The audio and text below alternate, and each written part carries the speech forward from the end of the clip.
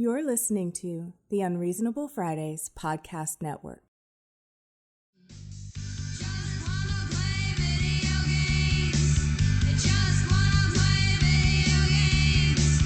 Oh, I see where we're going with this now. I agree. I also just want to play video games all of the time. What is that from? I don't know. It's a bunch of white kids called Blackout.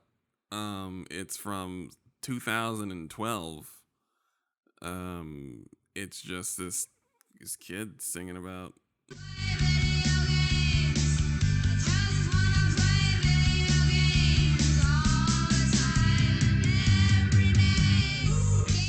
and he's so off key and bland that it provides the anchor for it. Right. See, he provides the core anchor for the music because that is energy. That is the energy of not wanting to do anything so you can play video. That is the exact energy of not wanting to do anything so you can play video games all day. Like, it sounds awful. I mean, that is literally, that is a key component to punk music. Being off key. Yeah, off key and apathetic. Let's go.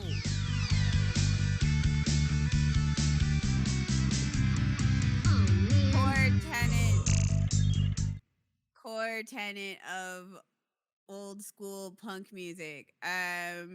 If you want to hear some of my favorite old school White Inks punk bands, Sex Pistols are like a really good example of this. Dead Kennedys are also a pretty good example of that. Definitely the Sex Pistols, though. The Sex Pistols, where the person in the group who can actually sing is the drummer. And he doesn't sing except during random live shows. No, it was okay. It was like a particularly funny live show where they like one of the fucking guitar string broke. So they're like, oh, well, let's just kind of dick around until like it's fixed. And then they're like, well, we take requests, and somebody like did a request, and then like, you know, they're singing. One of them's just the lead singer's like going, and then he stops and he's like, I don't know the words. And then the drummer just keeps going, and I'm like, wait a second. I'm like listening to the drummer. I'm like, the drummer is the only one who can sing here. You know what? Valid. I accept this. Sure. That's, you know what? There's accuracy there.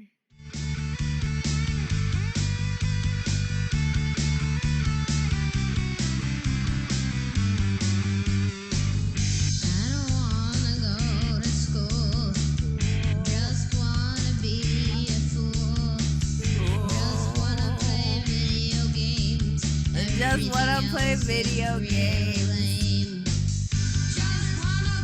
Wanna play video games. Just wanna play video games. You have to like, it's perfect.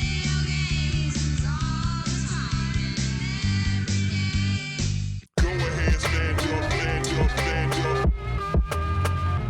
Stand up. Stand up. Stand up. Good afternoon, everyone, and welcome to another episode of AddSpace. I'm your host, Aaron Rand Freeman, but the actual host, the owner, proprietor, the CEO, the CFO, public relations lead, head therapist, head of the human resources department, lead custodian, and chief cat wrangler for Unreasonable Fridays. Elise Bacon, how are you? However, I do not actually pay people at payroll. I do not sign them checks. Well, payroll is it's a kind of a fluid concept here at Unreasonable Fridays, and it's important that I just want you to know I am not the check payer. I do not write them. I do not send to the cash apps. It is And a nuanced all concept. all income is Nuance. brought in through the Patreon. The Patreon that we have. /on Fridays. But And then that money gets deposited into some cash apps yes, from I pay people from the an unknown source. We don't know who it is because I'm not like I may be part of payroll, but I'm not responsible for these checks. That happens when you go to actual payroll. When you have a payroll issue and you go to the payroll department and they're like, I don't do this. And I'm like, what is in this room then? Like, please explain what goes on in What the payroll happens here? room. They're like, I just work here. I know, yes, in this room. So what happens in this room that you have no idea what happened with my pay situation, but you're in the room marked payroll telling me you don't work here? Are you an imposter? Is this a bank robbery? Should I leave before I have to be disposed of for knowing? I'll just go. If you're robbing the bank, if you're robbing this place, this is above my pay grade. I'll leave. Like if you're just like a German mercenary and you're just holding the appearance of someone that's in payroll so that whoever's extracting information from the vault in the bottom of the building can get out of here safely, it's not my business. I'll just come back when the actual payroll person comes back, or they replace the payroll person you had to disappear with another payroll person after you disappear with all the information out of the vault. Either way, let me know because the room is marked payroll. But there is a disturbing lack of payroll information inside this room. Right. And then they're like, HR can help you. And then you go to HR and HR is like, nah, that's a payroll issue. And I'm like, I'm going to need both of you in the same room to tell me who they go to. And they go, oh, go to your boss. Yes. But my boss told me to come to you. And then you just have to start collecting people like Pokemon and then sit them all. And it takes a 30-minute meeting to decide who's actually doing what. And there's no resolution. It's been a while. So it's important, and usually, the emergencies are generalized. In this case, it is a very specific issue. I moved.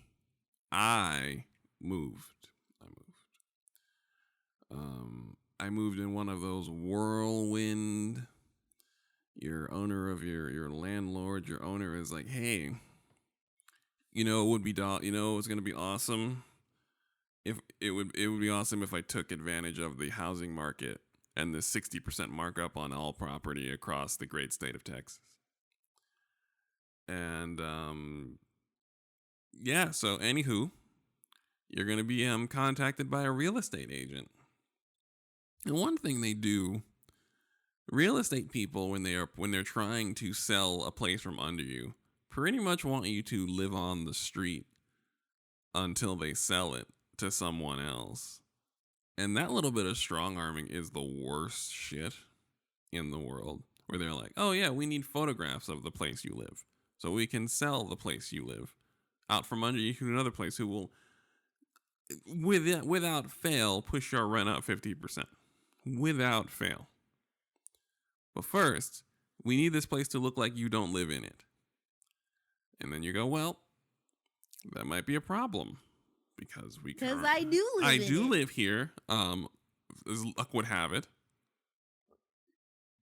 And so you have two choices. You can put your stuff in storage and live around the people walking in and out of your apartment who are scoping out how much they can gouge you for rent in real time in front of you. Which feels good. Or you can find a place to live in short order, which is what we did. So we moved. Congratulations on moving. Yes. Moving is the worst. It's fucking awful. Everything about it's terrible until like you're in the new space and you're like, good. hopefully I don't have to do this for like at least a year. Oh God, I have to do this in a year, and then you're sad. Right. Um, I don't mind moving so much, but also I pack light. I've been living out of tiny spaces for so long that I just don't have enough to make moving a hassle for me. So I keep it light, but I imagine moving whole houses seems to be it might be a bit of a struggle. So I see it. But that's where we've been. That's why the show has been. That's why there's been like even on the Patreon just general silence. I've been but the big takeaway is that my space for actually working and recording has quadrupled in size for the first time probably ever. I've been in back rooms and side rooms and guest rooms and such, living in other people's used up, filled up, disgusting spaces for about maybe a decade. This is the first time where there is like an L-shaped desk with more than enough room for what I want to do with myself. So I imagine that the general output of our program will change just on the principle of me not working in chronic pain, in terribly small, terribly uncomfortable working situations. So I just wanted to be clear that I believe we're on the other side of this hill of distractions. I think we did it as a group. We did it. And I got laid off. Oh yeah. Yeah, the job lost their COVID money, which meant that they lost their we can employ people money. Ah, yes. And they weren't really prepared for it. I mean, it seemed like that And, wasn't that the direction that we were taking, that we were going in terms of just COVID relief. Is this no longer a thing that we splurge on as a country anymore? Well, it's a little bit more complicated than that. Explain. Because it's a healthcare place. And so, like, they had received extra money because their healthcare to, like, employ people. And we're getting, they were getting, like, stuff from the government because, like, healthcare places, like, actually got more COVID money. So when, like, government was just like, nope, we're not doing any more COVID anything. And Congress didn't pass like, COVID budget, etc. And the Supreme Court was just like, you can't do X, Y, and Z. The COVID money disappeared. Like, the tests, the free test money, the COVID money, all gone. And so that's where my job went, with the COVID money gone. Yeah, some pretty significant downsizing happened. Pretty significant downsizing. That sounds about right. And my entire job position was eliminated. So please subscribe to that Patreon. Because if you think for a minute that unemployment isn't full of fuckery right now, you are sadly mistaken. Yes, I imagine that there is they do not want to deal with people being on unemployment and actually possibly recouping any energy, possibly enjoying themselves even passively. We don't want to have that. What was the summer of 2020 where people were on unemployment and we were getting stimulus checks and people were kind of paying for things sort of slightly in the middle of the pandemic while they were home, kind of. And the government was like, this is unacceptable. Well, I mean, there's a lot of, so essentially what it is there's just like a lot of people who are still unemployed or who are now on disability because of COVID or got laid off because they had got COVID or etc. And, or just can't work because, again, COVID. However, that they just don't have the staff They just the state just doesn't have the staff for the amount of bodies that need, assistance. There's just not enough people, and they don't have the money to employ the people. Super great. So, and of course, there's fuckery because my job was also peak disorganized. Weren't they cooking the books trying to keep you off unemployment in the first one? I don't think they were trying to keep me off unemployment, but they didn't actually report my hours. So the books were accidentally cooked, incidentally sautéed, pan-seared books. Because I have hot records and stuff of all my hours. I have all that stuff, but they didn't actually report that stuff yet to the state. So that is the very definition of cooking the books, by the way. The very definition of it is when the state's like, "What are you doing over there?" And then your response is, "Nothing to see here, officer." That is cooking the books. 100%. It's less of "there's nothing to see here, officer," and more of a "oh shit, forgot. I forgot my homework. Let me bring my homework after school or tomorrow. You know what? Tomorrow, because I've got a game today, so I will bring it tomorrow. You know what? My mom will bring it tomorrow." That has led to the death of many a gringo by the cartel and many a movie and show about the cartel or said gringo. That right there. Well, I forgot. I got you tomorrow. That right there has killed many a gringo while they were caught cooking the books, being a little greedy. Oh, I forgot. I don't even think they were trying to be greedy. I think that it's. I don't think it's malicious. I think it's disorganization. I think disorganization at this point, when you are costing people lives, time, money, energy that we explicitly don't have, it's malicious. The shape of it is malicious, even if it's not. You know what I mean? I do not think that your job was fuck Elise Bacon. Specifically, I do not think that. However, they did make a fuck Elise Bacon shaped hand pie. And it's incidental that the hand pie came out in the shape of fuck Elise Bacon, but it did.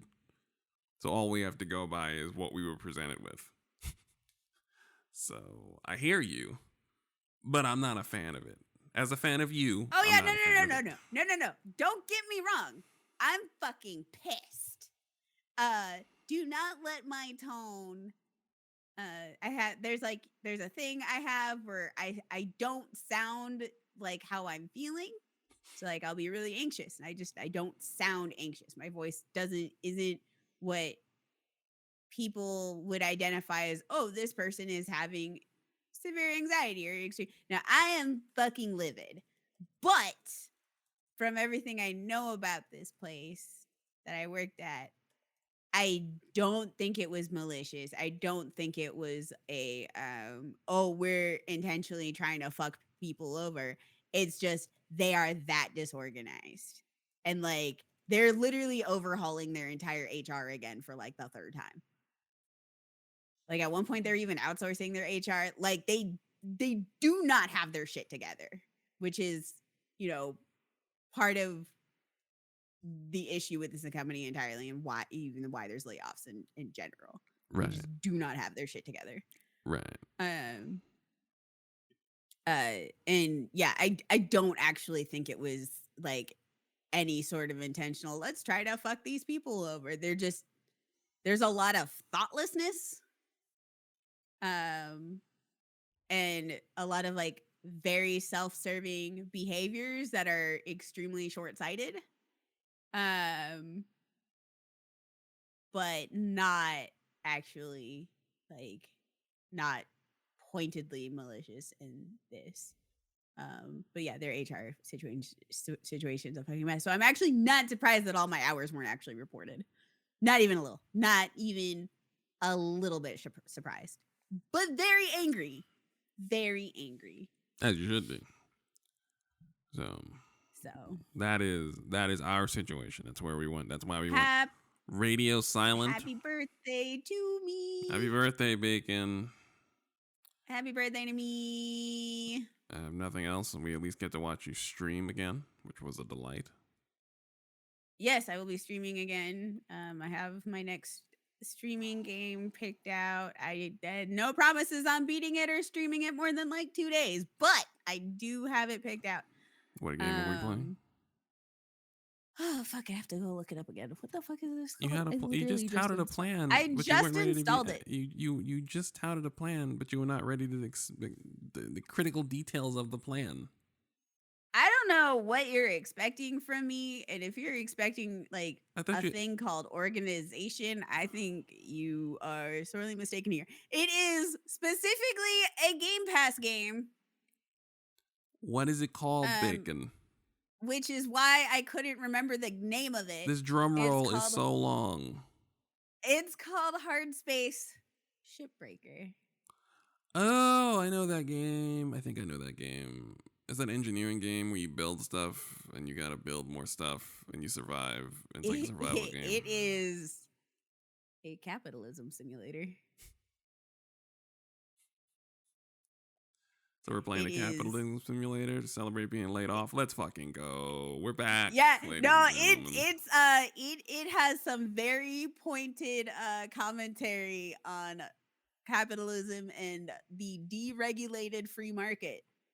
So I will be playing that one. I was listening to one of my friends playing it, and I was just laughing because, like, I've heard about it before, and I was like, I'm really picky with my economic system simulators. And then I was listening to them play, and I'm like, you know what? I'm gonna stream this one, even if I only stream it for like a hot 2 days and I don't really like it. I'm gonna still stream it because it's funny. All right. Well, we're back. That is what is it? Twitch.com/B4C0NZILLA. Or no, that's your Twitter.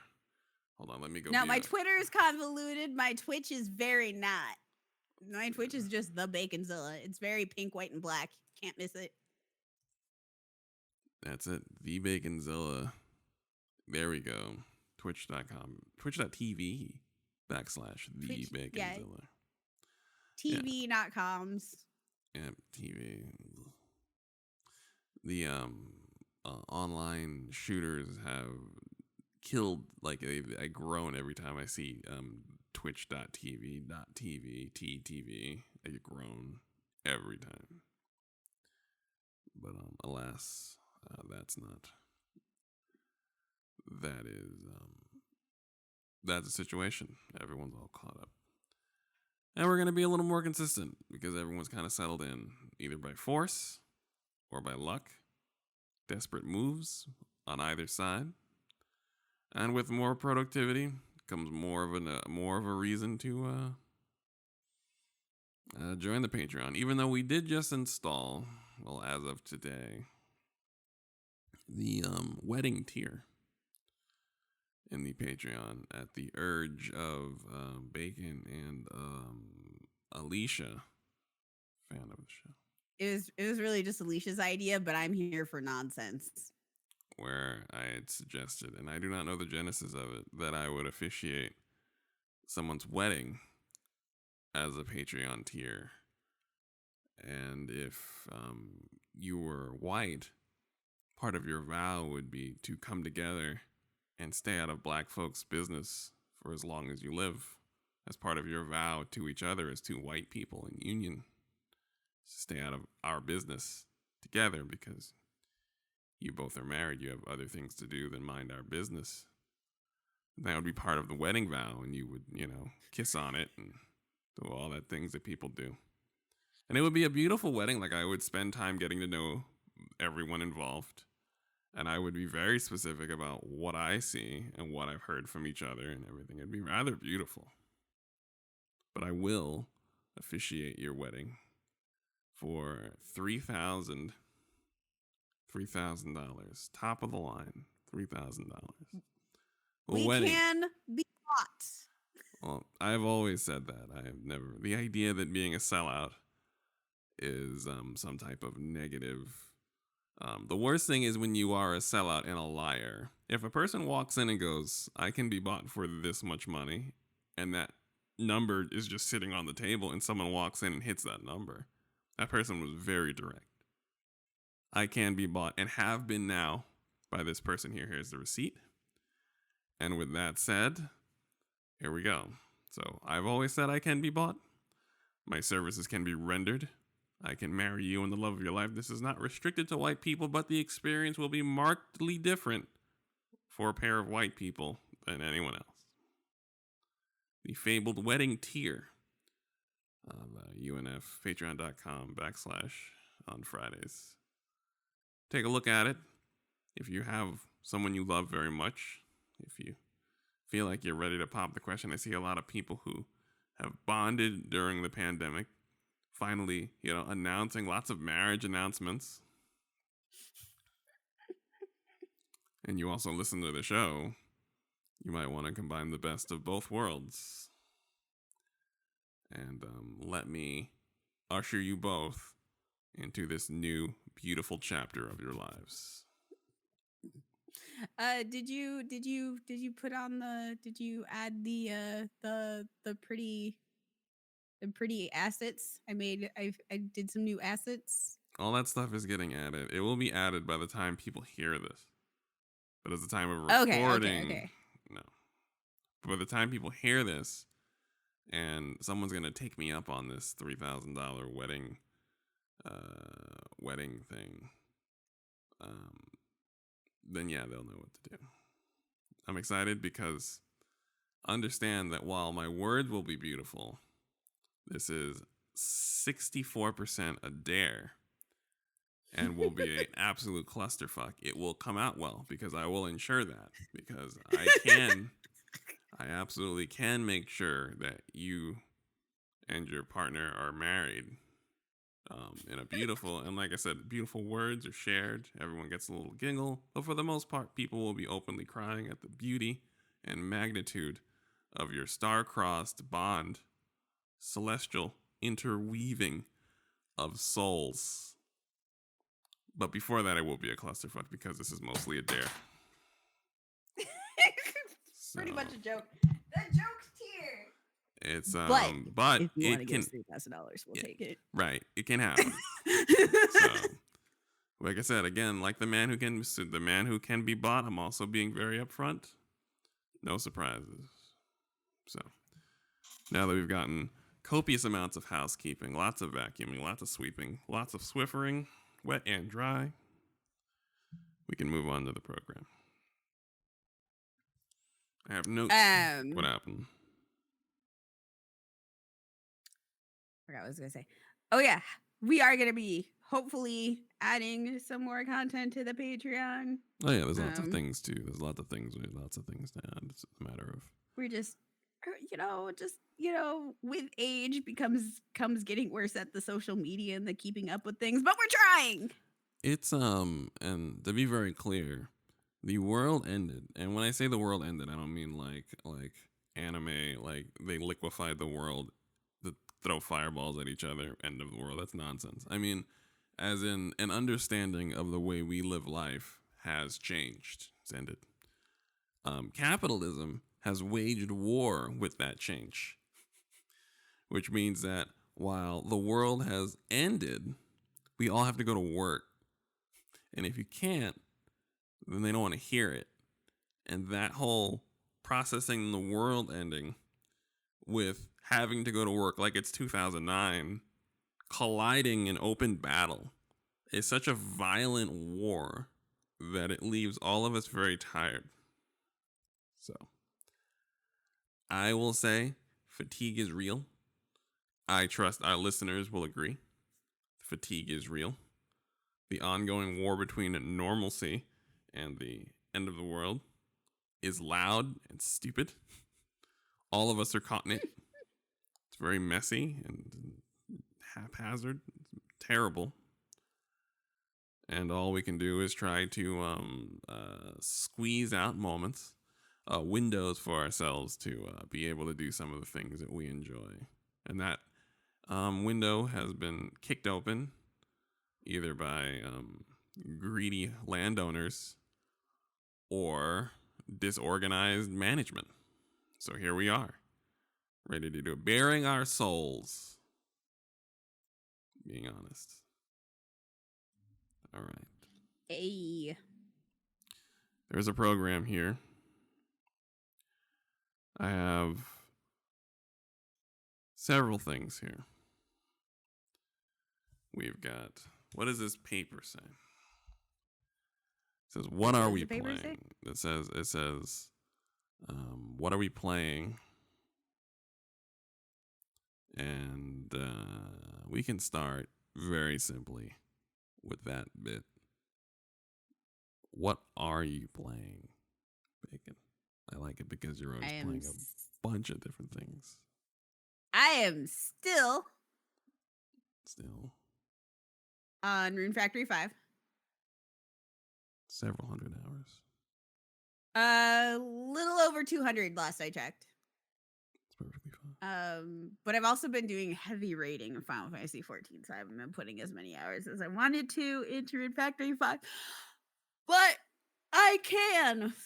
I'm gonna have everything. I'm gonna have like all my my games just basically cleaned up and finished and just all cleared up in time for July 22nd, which is Live Alive, and then July 27th, which is Xenoblade Chronicles 3, and I will no longer exist. Goodbye, everybody. You'll be fine. You'll be ready to stream that.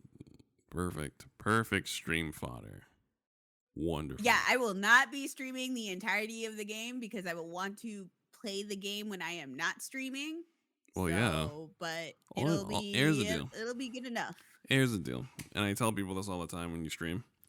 What you need to do is, and I recommend this, is when you play a game by yourself to the point where if the stream is following that they might miss a thing because you played it while you were in bed.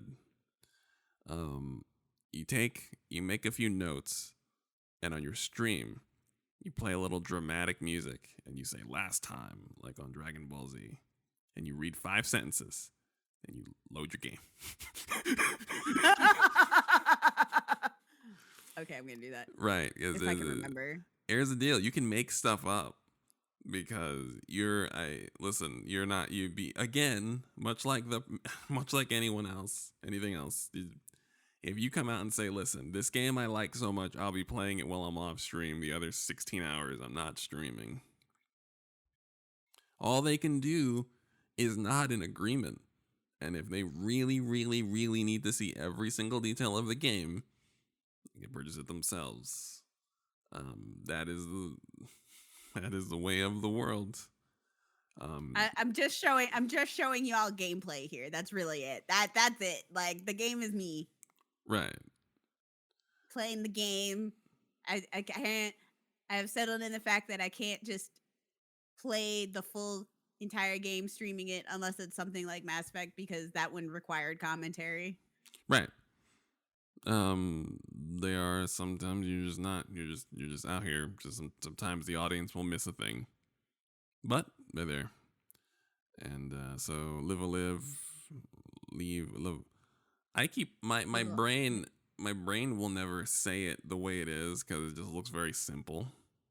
So my brain keeps saying Leviathan. Like once it goes Leviathan, and I'm like, please, Leviathan. I'm just stop yelling. Stop. Leviathan. And I'm like, how did all of you get in here? Leviathan. I'm just like, no, it's live, isn't it? I think it's Live Alive. Live Alive, yes. My brain calls it Leviathan. Anywho, it's coming out on Switch. Will be streamed. I'm so excited for that game. Give me! Got 2 great games coming out for my birthday. Okay. And we are currently on the 18th day of my birthday. Thank you. The thing about your birthday being like a chunk of the baseball season is someone might actually forget the official day of your birth. When is the official day you were born, like legally? 10 days from now, so July 28th. July 28th. Okay, so July 28th is your birthday. But every day is my birthday. The best part is so if you do the whole month and you're basically like all the days are my birthday, people will be like, "Oh, did I miss your birthday?" And I'm like, "No, you're right on time." They don't have to remember the date. They just have to remember July. I'm not gonna lie to you, that is rather convenient having like Whitney's your birthday summer 2022. That's my that's my birthday. Any day you want to do something for me, any day you want to give me anything, any day you just want to say happy birthday, all works. It's all in play, all fair game. So yeah, It's so good. absolutely. People be like, "Oh, I'm sorry I missed your birthday." And I'm like, "You didn't. You didn't. Hello. Thank you." Or they'll be like, "Oh man, here's like a belated birthday." And I'm like, "It's not late. It's right on time all the time. It is on time. It is indeed perfect timing." And they're like, "Yeah, but I should have really gotten it for you on your birthday." And I'm like, No. It is my birthday. Thank you." Well done. That's cool. You're giving people the broadside of a barn to hit. That works. It's great. I don't have to remember. They don't have to remember. It's just July. 28th. Okay. I mean, we'll try to put a pin in that one day. And then we will also celebrate the rest of happy birthday, Bacon. Happy birthday. Thank you. And a happy birthday tomorrow. And the day after that. Thank you. One of my friends who I play Final Fantasy with, and they are a delightful human being, and I love them dearly, is doing something absolutely ridiculous for my birthday. And I have no idea what the end result is going to be, but it is definitely a really in-depth, trolly happy birthday. And I'm a little excited to see what the end result looks like because it's bizarre and ridiculous. And how did she describe it? She described it as it's the equivalent of like a $10 gift wrapped like put in a giant box with like scotch tape and a giant rock. Like there's a lot of work for very little payoff, and I'm like, I don't know. This is, I feel like the anticipation and the ridiculousness is the payoff here. So far all I know is she made an Excel sheet, and every single day of this month, she is giving me a different letter. Really? And at the end of the month, she's gonna give me like all of the stuff for like so I can figure out what it means. I have no idea what any of these letters. I have no idea. I've looked at the letters, that there's nothing. I have nothing. I don't know. I have no clue. They're super the whole thing is super arbitrary. Couldn't tell you. I have no idea. I one time So I'm a little excited. for someone's birthday, in the spirit of time wasting present nonsense, which is great, I gave someone a box with 9 boxes in it. Each box was wrapped. And in the end, the center box had nothing in it because the thing was actually just sitting on the counter the entire time for a week. And just no one noticed because I just put it there. It was just like a little statue. It was just there on the counter, just sitting there, just being on the counter. And then I just handed the person 9 wrap boxes, each box wrapped, opened up all the boxes within the boxes, nothing in the box. And then I pointed to the counter and there was a thing. And they were like, what the fuck? And I was like, yep, it was there the whole time. Looking at you in the face. Looking you in the face. You just thought, oh, what a cool statue, I guess, even though it's the thing I wanted. So I am all about the spirit, the great spirit of time-wasting birthday present nonsense, especially when someone turns their birthday into a multi-tiered birthday festival like Bacon does. Perfect thing to do. I'm literally, you know, she asked, she's like, does anybody say happy birthday to you every single day? And I'm like, yep, a couple of people have jumped on that one. Happy birthday. And then she's like, wait, I've got something. And so now I'm getting a letter every single day. That's right. Of the month. As you should. I have no idea what this collection of letters do.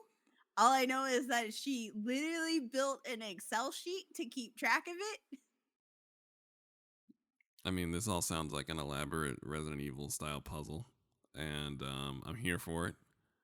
And please keep us posted on where you're at in this nuanced game nuanced game of chess being played with you, your birthday, and your homie.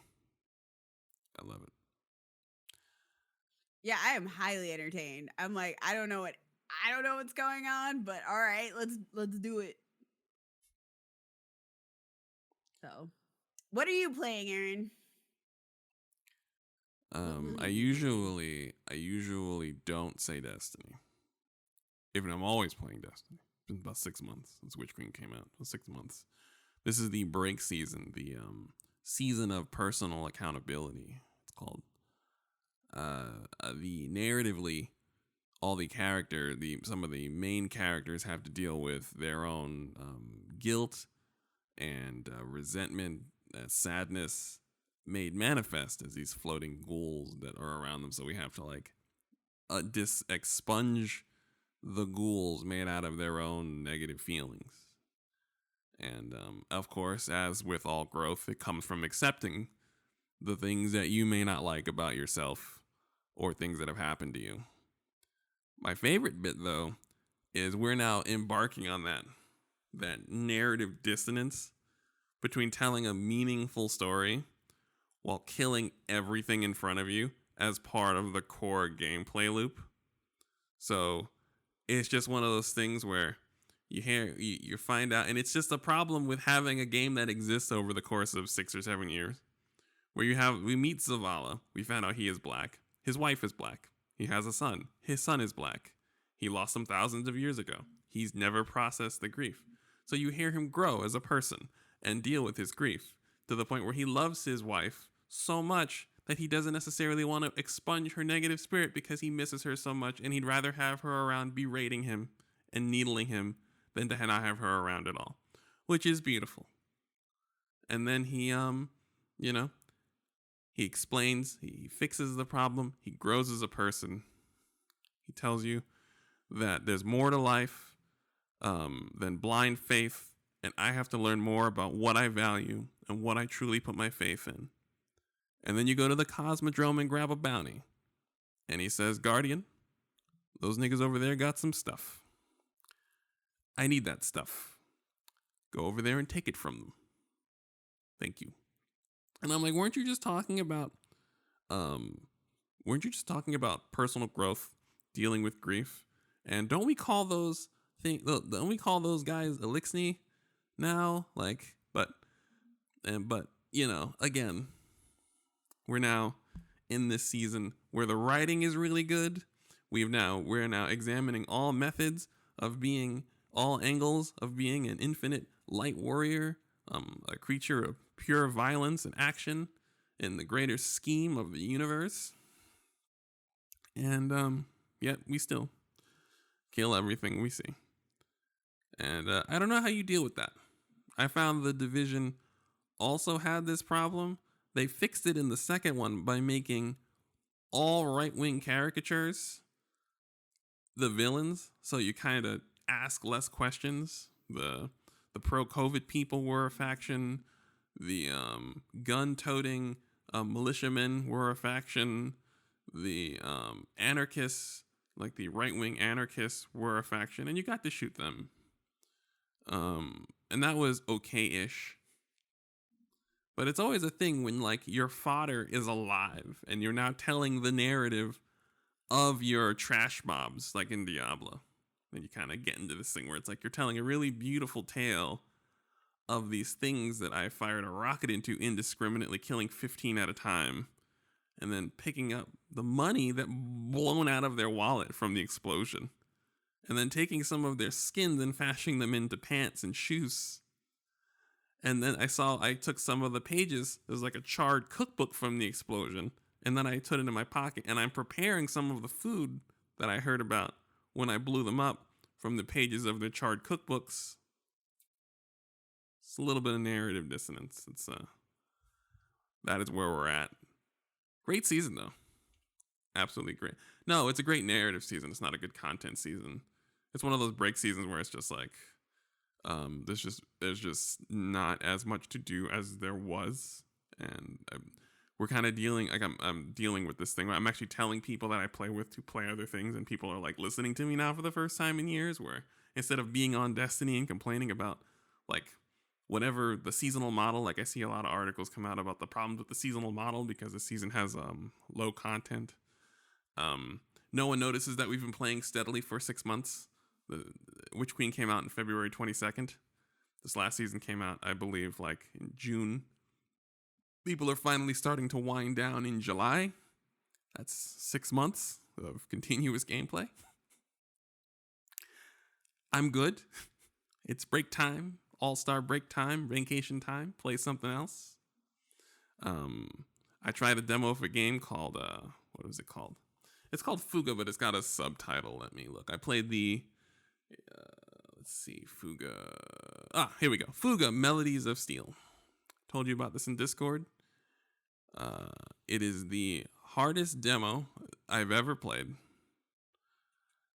It is a strategy, I guess like a strategy roguelite.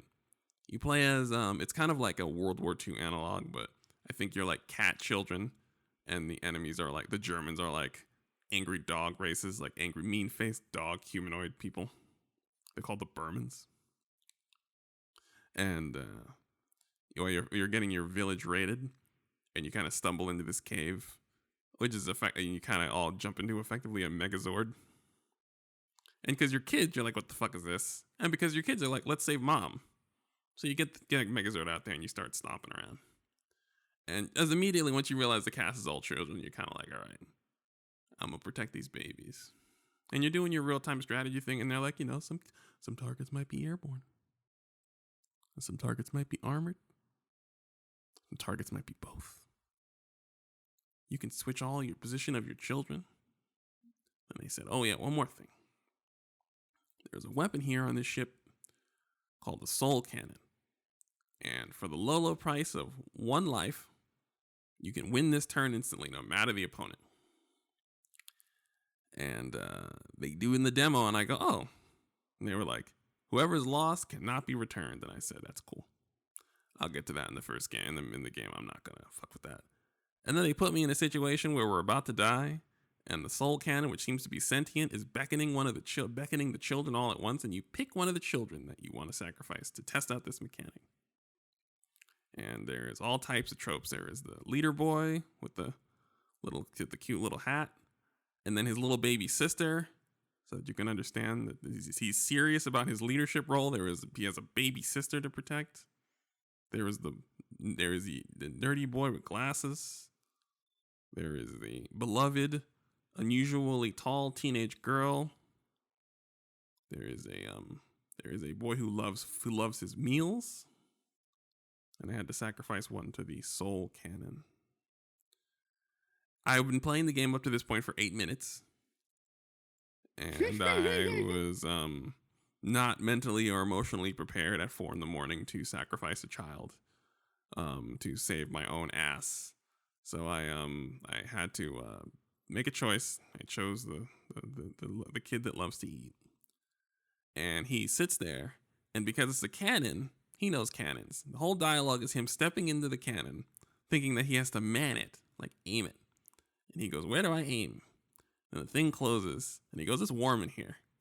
And then it consumes his body and fires a shot that kills my opponent. Then the other kids are like, where's the homie? His fucking scarf is right here. And they're like, oh, he's probably in the kitchen. Let's grab him. They're like, he's not in the kitchen. And the gun, the ship, which is slightly sentient, explains that one of the children's lives were sacrificed for the greater good, that you must fight so that you make sure his sacrifice was not in vain. And these kids, ranging between 14 and 8, were like, what the fuck? And in the next turn, you find out another mechanic, which is the emotion mechanic. None of them had the will to fight, and we could not attack because one of their friends had died suddenly in the middle of their tank excursion. He was gone. They didn't even get a chance to say goodbye. They all thought he was just going to go man a cannon, and he was like, I'll man a cannon. They were like, all right, get out of here. Go do it.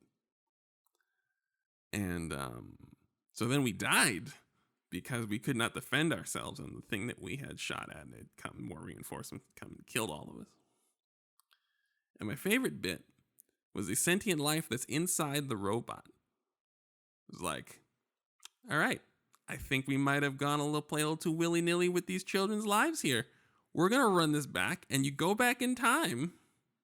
And then they explain other mechanics, like being able to actually talk to each other and form bonds. So there's a gap between regular attacks and the children sacrificing super laser. There's a whole RPG system. And again, we are now at minute 14. And I talked to every single person on that fucking ship.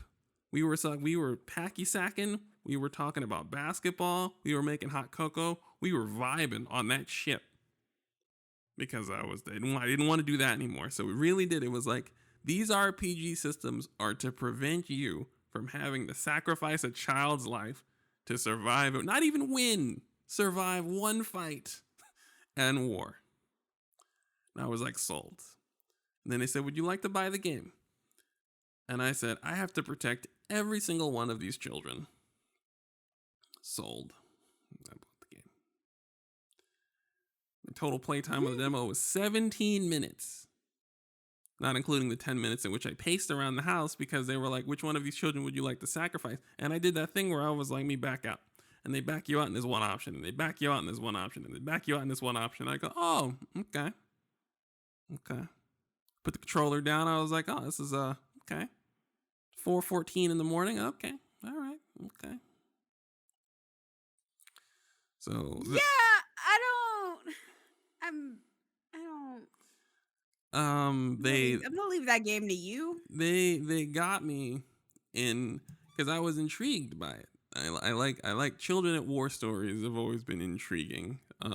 They're always weirdly manipulative, so I don't like not manipulative. They're written usually by adults who don't know enough about children to tell a convincing story about children during war. And this might not be any different, but it's a video game, so I have my hands in the mud, which is different than reading a book about children at war, if that makes sense. Yeah, no, I got you. Right. So, I will say this right now. They went all in on emotional manipulation, and it absolutely worked. And anyone who hears this and is like, I do not want to fuck with that game, I can see it because they went all in. You probably have an easier time playing it if you just played the regular game. For some reason, this demo, they were like, all right, we got to get all this emotional manipulation in under 20 minutes, folks. We got 20 minutes. Like, but sir, we have an entire nuanced system of RPG elements and character management and cooking. There's cooking, sir. I was like, I know. 20 minutes. Oh, okay, sir. All right. That's what I got. And it worked. That is not what I am playing, but it is what I will be playing because I got to protect those babies. I have to protect them. Protect the babies at all costs. All costs. And it's better than this. The other game I played was War of Mine, but that game was that game. I remember I had to tell 2 6-year-olds to beat an elderly woman so we can get some bread, and I was like, right, and I was like, because we were running low, and there was this lady who was not long for this earth. And I was just controlling 2 people. There was 2 kids out, getting their stuff, doing their thing. And there was an old lady in a house just by herself, not doing well. And she was like, get out of here. And we were like, we need your stuff.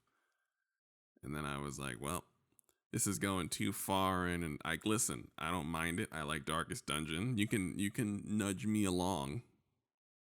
But, you can also push me over. You can nudge me, and then you can just push me to the ground. So I was like that. I feel like Fuga Melodies of Steel is a nice middle ground where I can actually have a deeper hand in actually keeping people alive, and I don't have to tell a 6-year-old to take a bag of rocks and beat an old lady for her bread. It's no. A little too dark. Yeah, no, yeah. I don't like it. I don't like it. Yeah, War of Mine is a hard game. It was a hard game. I played a lot of it, but don't talk about it because it was so hard that I just I played it before the pandemic, and I'm just like, we're no longer in a place as a society. We don't have the mental capacity or bandwidth to play this War of Mine anymore. So we just, like I said, that's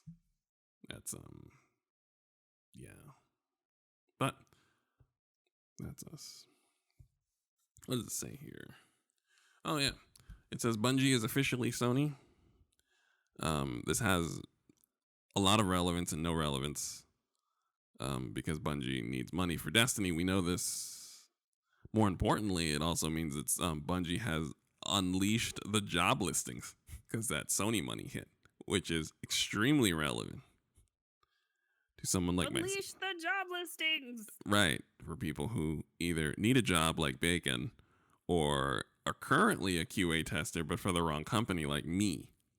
So I would like to be able to, like I said, that is what I got from Bungie being officially Sony. It won't mean anything until Destiny is on the PlayStation Now Plus. What's it called? Now, PlayStation Now Laters. Listen, I could not. The PS Jolly Ranchers. Whatever their streaming game subscription service is called, Destiny will inevitably be on it. So if you like Destiny, and you like free Destiny, then I imagine PlayStation 5 is going to be where you want to be, which, yeah, that's all. And you might be able to get a job with Bungie because Sony money hit. And that's what's up. Yes. It also says here that Bayonetta 3 got announced. Well, Bayonetta 3 had already been announced. What got announced was the release date. It's in October. Oh, okay. I want to say it's like Halloween or something. I don't know. I pre-ordered it. I hit the pre-order button, and I didn't look at the date of when that pre-order button applied to the game. So they asked, "Would you like to pre-order it?" And I said yes. And they said, "Would you like to?" And then I said yes. And they said, "Well, what are you ready for it?" Yes. How would you? Yes. Are you? Yes. To confirm, yes. And now I pre-ordered Bayonetta 3. So the particulars are lost on me. I own it, though. Yeah, it's like October something. But no, Bayonetta 3 had already been announced. It was just the actual release date got released with more stuff. There's all I know, because I didn't watch the trailer, because I don't. First off, I don't watch trailers anyway, but I'm especially not going to watch a trailer for a game I'm already going to play. It's Bayonetta. It's fucking sure, Bayonetta. I don't really care. But they have like a safe for work toggle essentially on it. It's being affectionately called the nudity toggle. I don't remember what the official name of it is. Can't remember again. It's officially called the end of democracy. A victory for big government, where we cannot see Bayonetta's fantastic 7'4" ass as she summons demons to do wrestling moves on other large demons.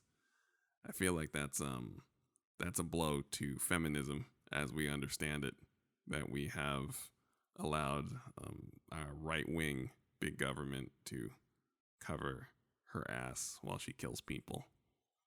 I'm fine with it. While she's I'm shopping. actually I'm a little hype. I'm not gonna lie. Because sometimes I just don't want ass.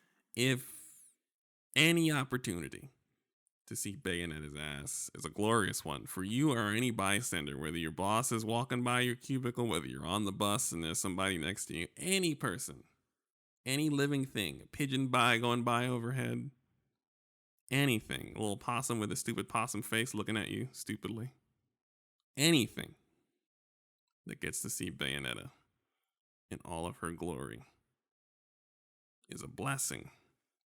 And everything, every living thing, including that idiot possum, some moron, should feel blessed to be able to see Bayonetta's ass. And under no circumstances should there be any option to cover her naked ass while she performs elite Titaness magic to save all of us. It's a sham. I hate it. I'm also joking.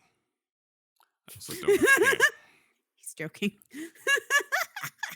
I realize, and the problem is that I have to shave off, like, every time I go to the satire tree, which it used to be when I was younger, it was a magnificent high just an oak tree, wide branches, full leaves. You'd lay under it and get all the shade you need in the summer. It was a magnificent specimen. Oh yeah, no, we can't do that anymore. Those days are over. It is such a sad sight that literally any and all satire no longer works because there is someone being very serious, very, very serious in that moment about the thing that you think is so outlandish that you can make the outlandishness is the joke. Yeah, no, you can't. Like those jokes don't fly anymore. It's a little sad. They don't work. I have not made a satirical joke. This is the first one. That was the first one I've made in 4.5 years of talking into microphones. I have. That's not true. When's the last time I made? When's the last time I really got down and did the angry white boy thing? I do it to you privately. You and I will do it to you, but I don't do it in front of an audience because it's just so many people that have to deal with that randomly that like 2 people might laugh and then one person might get mad. And I'm just like that one person that might get mad because they literally had to interact with a coworker an hour before. Like, oh, I don't want to put anybody through it. Not even just that. There's like assholes who don't understand that you're joking. And they're like, yeah, no, that's absolutely right. Yeah. Fuck the feminists. And it's like, wait, no. We were joking. I was extremely what are joking. You doing? Yes, we were joking. What? No. Right. And as a result, we I can't. And then they're like, oh, sorry, I was also joking. Joking. Yeah, I was totally like, I was not. This was absolutely like, yeah, no, I'm with you. What's wrong? The cowardly asshole backpedal. I see that happen on my favorite GIF, which is that chicken just squinting. Just like, yeah, buddy. Yeah, that is the the social media backpedal du jour. That's like the jetpack enabled anime backpedal. When someone is like, yeah, fuck feminists, and I'm like, actually, no, I was kidding. It really doesn't matter whether you can toggle. If you can toggle off Bayonetta's nudity, you might not, in fact, want her ass cheeks in your face. As someone who deeply loves Bayonetta, I don't necessarily like having my wires crossed. I don't. I've always had issues with it. I'm like, I don't necessarily need to be looking at ass while I'm also countering and parrying. I'm also dancing. There's also demons and monsters. It's like, I don't need to have it. I don't need all my meals to be like in the same sandwich, like ice cream and pot roast and rice and fucking creatine powder and shit. Like, all those need to be in the same fucking sandwich. It doesn't. So I'm fine with it. That's why I had to make sure that I made it clear that we're joking and then explain. We just spent 5 minutes talking about how we're joking unequivocally. I just want to play Bayonetta. That's it. I don't care what they do. And more options are great.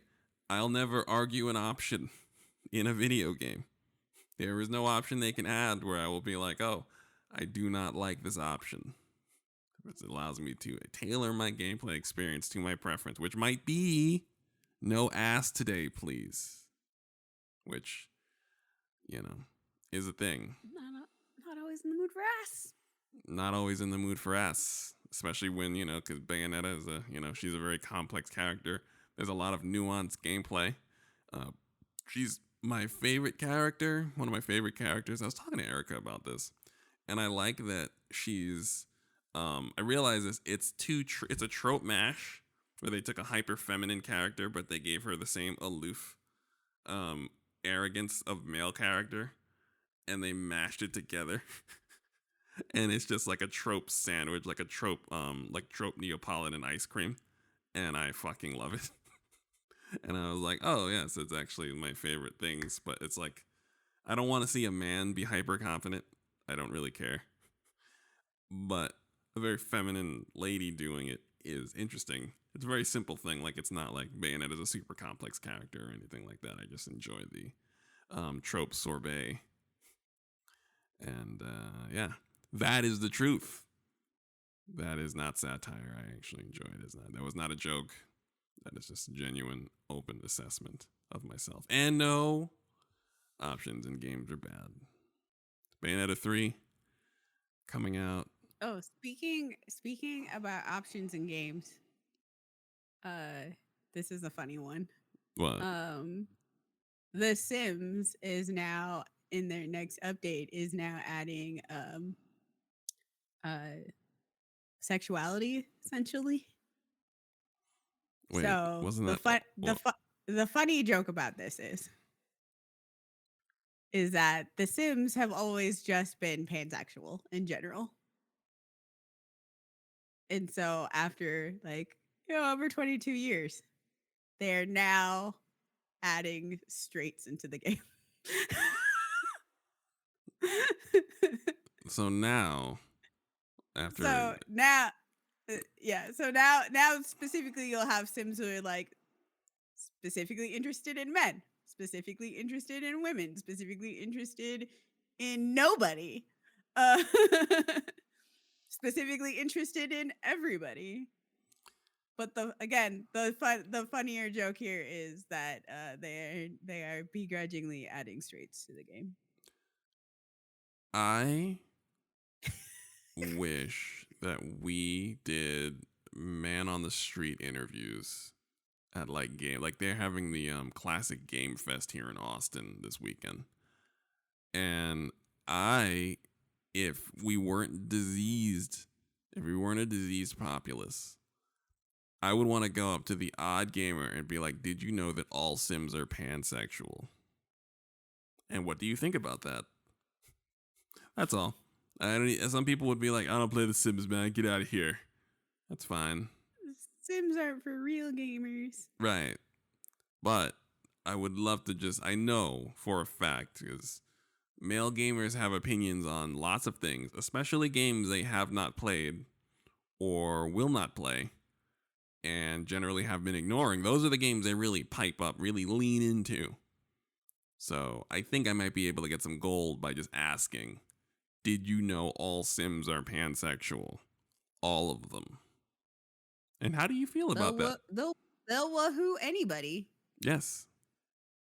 I didn't know that bit. I didn't. They will basically the way it was before is gender and sex didn't really mean anything in The Sims. Like even to where it basically in The Sims 4 they basically made it so that like when you create your Sims it's just like how does your Sim go to the bathroom? Do they sit up or stand down? Like gender and sex do not the game is not really built around it at all. Huh. I never thought about it. It really is like, can your Sim get pregnant? Can your Sim not get pregnant? Does your Sim stand up to use the bathroom? Does your Sim sit down to use the bathroom? I kind of want to return to this story. I think we're gonna have to grab Jilla and just get 5 minutes, because she's the Sim queen. As in, I think they've been playing The Sims for a decade. And heavily modded, nuanced, multi-generational Sims families that I've been hearing about for the better part of 6 years. So we're gonna have to rope her in just to get a little perspective, just to keep it. This is a developing story, because I find this rather interesting. Did not know that. All Sim talk I want to get it. The fact that I have a Sim historian on the line on my phone, I can do this. I'm going to take advantage of it. But yes, now you can be a straight person in The Sims. You can make a straight Sim finally. Praise Jesus. Heterosexuality. It's here. It's here now. Finally. Straight and gay Sims. Did not know that was a thing. Yeah, no, this is just endlessly funny to me right now. Just endlessly funny. So it says here, a few things here. It says, I forgot to mention Godfall, but I will do that at the end of the program. It also mentions that Elon Musk is broke. But Elon Musk is broke. Oh yeah. So real quick on the Twitter versus Elon Musk. This is like a super fast recap. right. Elon backed out of the deal in Justin was right. Yes, we gotta bring him back. Hey, Justin being right. Let's go. So yeah. Elon Musk backed out of the deal because that nigga ain't got no cash. Got no capital. And he's trying to basically renege on the whole thing by just being like, well, Twitter's got a bot problem. They didn't give me the stuff, etc. Whatnot all. Twitter is taking Elon to court. In something, I'm not gonna lie, this is like one of the shadiest filings like I've ever seen.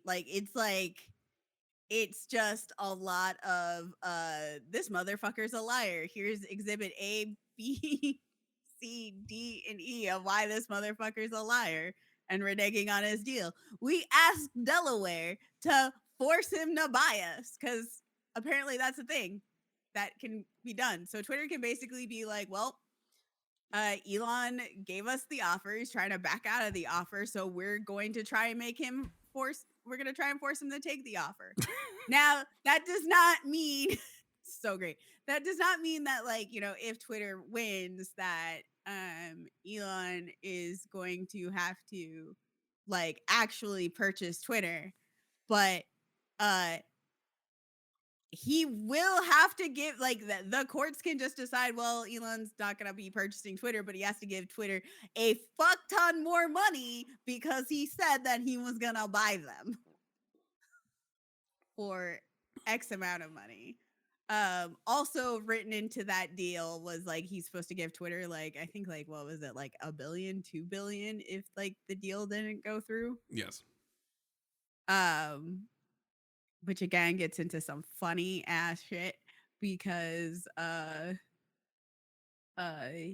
he very much is trying to get out of this deal, but like the entire deal is written wildly in Twitter's favor. Like it's kind of amazing. Twitter's like, even in the deal, they're like, because of Elon Musk's history in pulling out of such deals, we need like collateral. Like the whole it's the whole thing's in Twitter's favor. It's very fascinating to watch. So we're gonna see how these next legal proceedings go.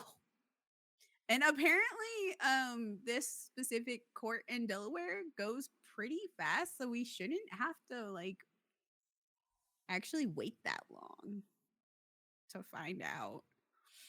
All right. But I do like the idea that Twitter's like, well, you said you were gonna buy us, and you broke the contract. So guess what? You're gonna buy.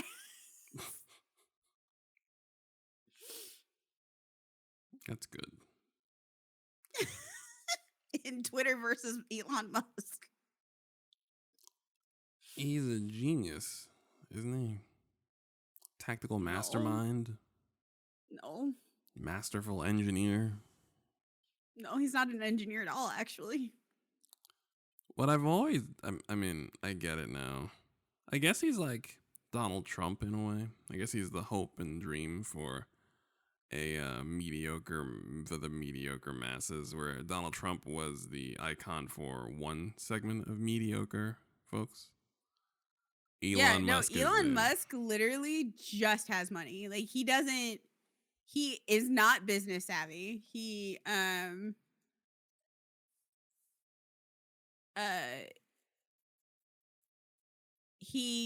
doesn't actually know anything about tech. Like he's not an engineer. He doesn't know how any of this stuff like works. He dropped out of his like his program that he was in. Like he definitely, I'm pretty sure he has a degree, but he didn't finish it. So have to I mean, you can go. I mean, you could take a moment and look that up. Yeah, let me Correct. really Listen, quick. by all means. Yeah, so he has a BA in physics and a BS in economics, and but they're also from like 1995. He was accepted into a doctoral program, but he never went. Sounds about right. Yeah, he was accepted into a it was actually a philosophy program. Right. A doctor of philosophy in materials science. Sounds like but yeah, it. Sounds yeah, like he it. was accepted into the program, but he never went. Right. Yeah, he dropped out of Stanford after 2 days. And then decided to launch a startup because that was the time of the first internet boom in 95. That was before the .com crash. Yep. I mean, I don't have anything nice to say. I think, Elon Musk and his horrible father, they are who they are. I just always, every time I hear about Elon Musk, anytime I hear the details, I always look at the people who push him, who lift him up. And I'm like, y'all are just lying on this dude. Like, you guys are literally, he does something and you just kind of make it, you're kind of just literally making it up. And they're different from Trump supporters in that way. Is Trump supporters will say that the silly thing that he did has value. So if Trump jumps the curb and knocks over a hot dog stand with his car, then they'll say that the hot dog stand, that he'll get a job for the guy with the hot dog stand. Elon Musk people will say something will literally act like he didn't do that, like he didn't jump the curb and didn't hit the hot dog stand, and they will just apply their own logic from their own. I've never seen a person who is about 75 to 80% fan fiction in the eyes of the public like Elon Musk. And he has the people who stick up for him just write fan fiction for him on the spot all the time. Mm-hmm. And it fascinates me because Elon Musk is terrible. And one thing I've learned since the world ended is that terrible people are going to be here. No one's going to really punch him in the face or anything interesting. But they're the people who follow the terrible people. And in the case of Elon Musk, where you are just making up an alternate reality for him with every step he takes. That is fascinating to me. And in a lot of ways, the most fascinating fandom for a moron, as, you know, moron fandoms are a thing. You know, they are a thing. They are the most fascinating one because they are not even trying to take anything from the reality of their subject at all. It's just Elon Musk as Tony Stark, regardless of any empirical data about Elon Musk. Yeah, the funny thing I'm looking at, like Tony Stark, I'm like, but Tony Stark's an actual engineer. Right. Tony Stark was a problem. He was a problematic, tangible genius, though. He was at first a problematic, tangible genius. Smart. Actually, hands-on, hands in the mud, brilliant. Elon is not hands in the mud, like hands-on, like at all. No. Like, not even a little. Like, it's one of the biggest lies. I'm like, he doesn't actually know what he's doing. Right. And it's very clear that he isn't. But the amount of people who talk like he does through his is clear. Like, he clearly displaying a lack of knowledge and experience. And people just tweet right through that in his defense. And I'm just...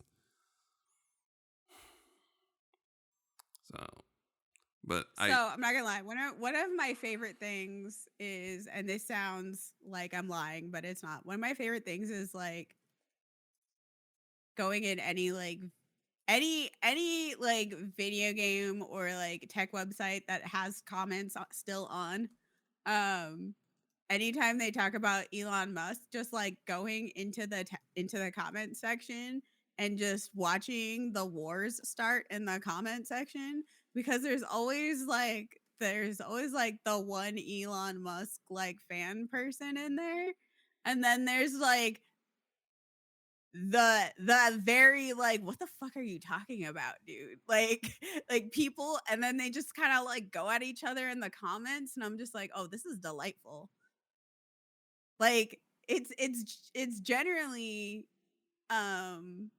like more especially like a lot of the more reasonable tech sites, there's more of not Elon fans in there. And so it's always really funny to watch like the lone or like the few like Elon fanboys or like fan people come in and just be like singing his praises, and people will just be like, no. It's been great reading. Pass that along.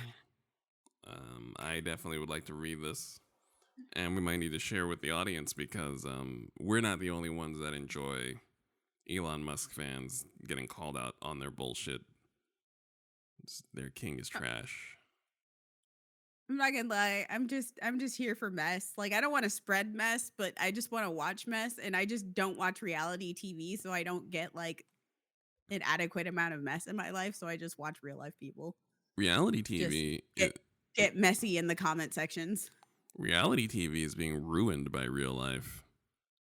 Ruined. So I get it. I absolutely do. Wait, how's it getting ruined by real life? Real life is messy. Fucking terrible people, and the terrible people and the interactions of those around the terrible person. A lot of our rules in life are mostly gentlemen's agreements. It's like, it mostly would be nice if you didn't do this. And then we've now ushered in the era of, well, what if I did? To no response, so they do it. So we have there's a lot of discourse about there's a lot of discourse about objectively problematic stuff from the people who want to reserve the right to be terrible. And it makes all interactions, famous people, it makes problematic famous people, it gives them a larger platform, larger foothold. And watching them use it and then watching their audience kind of circle around them is better than most reality television. Yeah, it's real life. It's awful. It's great, but it's awful. But it's great. But it's awful. But it's great. But it's awful. But it's the end of the show. Yeah, I think it is the end of the show. Shout outs to our sponsors, you guys.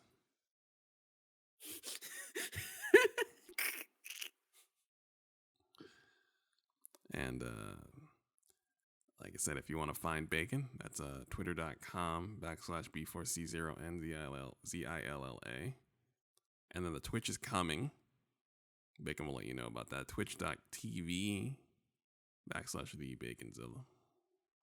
In the meantime, I'm still where the Discord's popping a little bit. The Discord's been pretty active. Oh yeah, we open the Discord. I don't know what do people have to like DM you for? Yeah, people need to DM me. I need some vets. I have to sort of vet it out.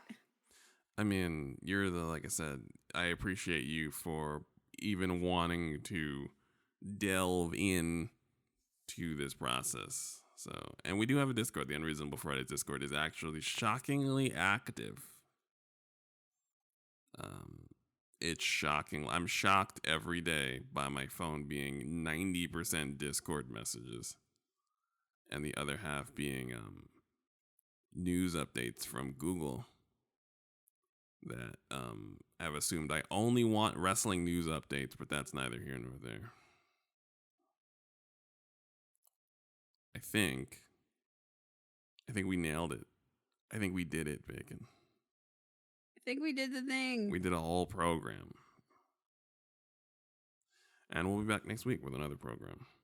And there's an entire chunk of the list where I wrote, indie games are carrying the video game industry squarely on their back. They're no longer a supplement. But that's a whole thing, and we got to bring in other people because this list is long, and all of us are playing indie games now. All of us. So we owe them a thank you, but that's for a later date. It's true. All right, folks. Thanks for listening, and have a pleasant day. Go ahead, stand up.